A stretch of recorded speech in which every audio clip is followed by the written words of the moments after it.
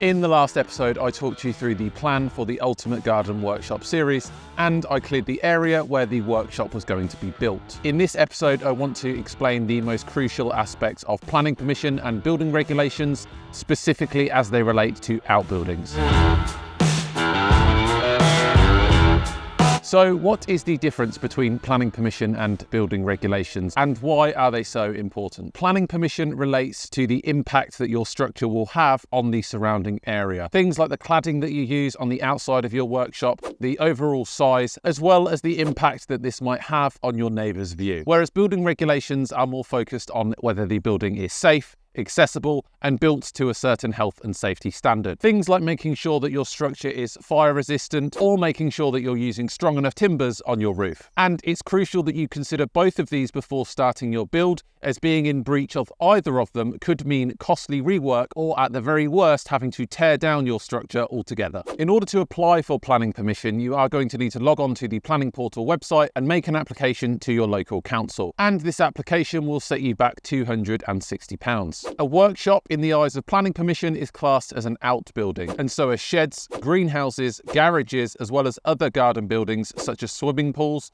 ponds, sauna cabins, kennels and enclosures like tennis courts. And one really nice thing is that all outbuildings are actually considered within permitted development, which means you do not have to make an application in order to build one, as long as they comply with the following 10 conditions. Before I get into the conditions, a little disclaimer from me. The information provided in this episode is for general guidance and educational purposes only and should not be considered as legal advice. Planning laws and building regulations can vary and change over time, so it's crucial to consult the official planning portal website or seek professional advice to ensure you have the most current and applicable information for your specific project. So firstly, on designated land, outbuildings to the side of the house are not permitted. And designated land is classed as anything like national parks, areas of outstanding natural beauty and conservation areas. You'll probably know if you live somewhere like this. Secondly, outbuildings are not permitted if you live in a listed building. In national parks, areas of outstanding natural beauty and World Heritage sites, the total area to be covered by any outbuildings more than 20 metres from any wall of the house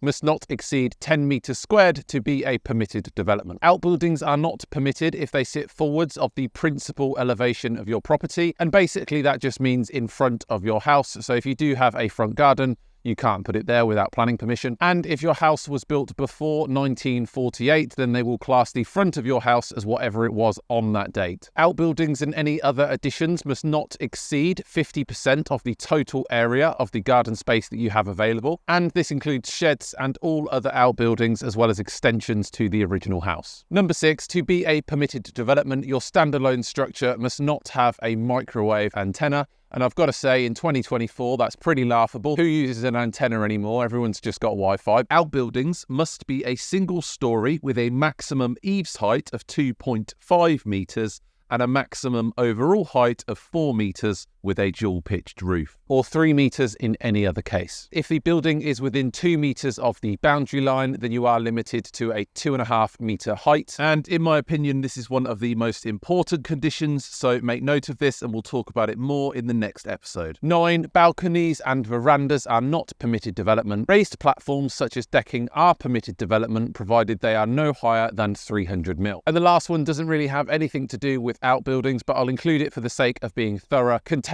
such as those used for domestic heating purposes must not exceed 3,500 litres capacity to be a permitted development. The permitted development allowances described here apply to houses, not flats, masonettes or other buildings, and you should always check with your local planning authority as to whether your permitted development rights apply. They may have been removed in what is known as Article 4, and you may require additional consent if your house is within one of these listed or designated areas. And the other big question is, will you need building regulations to build a garden workshop? Well, luckily, building regulations are a lot simpler to get your head around. If the internal floor area of your garden structure is less than 15 square metres, then you will not require building regulations. It doesn't matter how close to the boundary it is or what it's made of. However, if it is between 15 and 30 square metres on the inside, then you will either need to make sure that your garden structure is 1 metre away from the boundary line or largely constructed out of a non-combustible material. And I did want to point out especially that building regulations use the internal floor area and not the external. What this means is if you were to have a 3 by 5 metre workshop, if you were to use a 2 by 4 on all of the walls, once you factor in the reduction this will cause on the inside of your workshop, you'll be losing out on about 1.5 metres of floor space. So really the answer to this question is how big is your workshop going to be? If you are under 15 metres squared,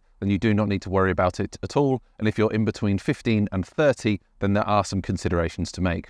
I've seen a couple of other guides on YouTube where people have gone outside of 15 metres squared by just covering the back of the workshop using a metal cladding. There's nothing in building regulations that calls this out specifically, so it does seem like a bit of a grey area. So if you are considering doing this, then I do think it would be worth having a chat with your local building inspector before committing to this idea. If you do need building regulations, then you can expect to pay between £300 and £500 for them to visit you on several occasions at key stages throughout the build, and this usually results in some sort of certificate at the end that says it's been built to the right standard should you ever decide to sell your property. And after hearing this, you might decide, well, what if I'm just a little bit sneaky and decide not to tell anyone that I'm building this thing in my garden?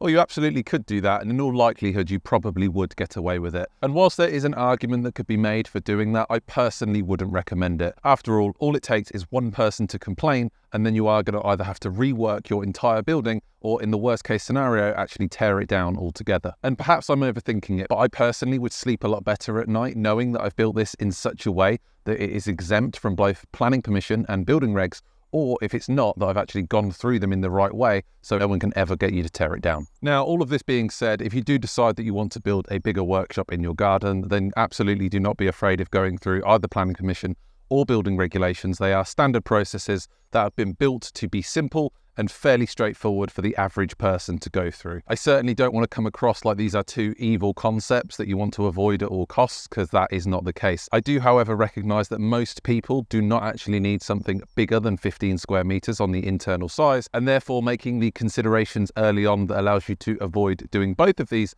does have a fairly significant saving in the long run. You'll probably be about £500 to £600 better off, which could pay for a better type of cladding or nicer windows and doors. I have personally had to go through planning permission before and found the entire process to be quite painful. I've also had to go through building regulations, which does slow things down a little bit, especially if you're like me and just want to crack on and build this thing at the weekends. And if all of this still sounds too complicated, then do not worry, because the plans for the Ultimate Garden Workshop are exempt from both planning permission and building regulations. And I'll be explaining why in the next video, where I go deep into the design.